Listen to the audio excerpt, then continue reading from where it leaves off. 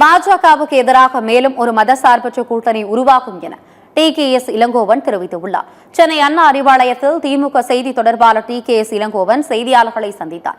அப்போது பேசிய அவர், காங்கிரஸ் உருவாக்கிய இந்தியா கூட்டணியில் திமுக இல்லை என்று தெரிவித்தார். பாஜகவுக்கு எதிராக வலிமையான கூட்டணி உருவாகும் என்று ஒரு வெற்றியோ தோல்வியோ திமுகவை பாதிக்காது என்றும் தெரிவித்தார்.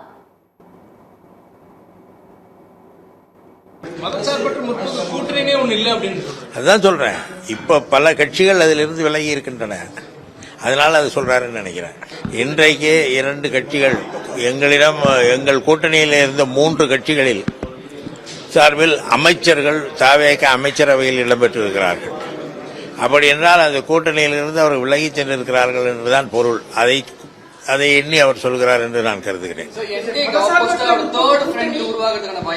மறுபடியும் மதச்சார்பற்ற பாஜகவுக்கு எதிரான ஒரு கூட்டணி கட்டாயம் உருவாகும், வலிமையான கூட்டணியாக உருவாகும்.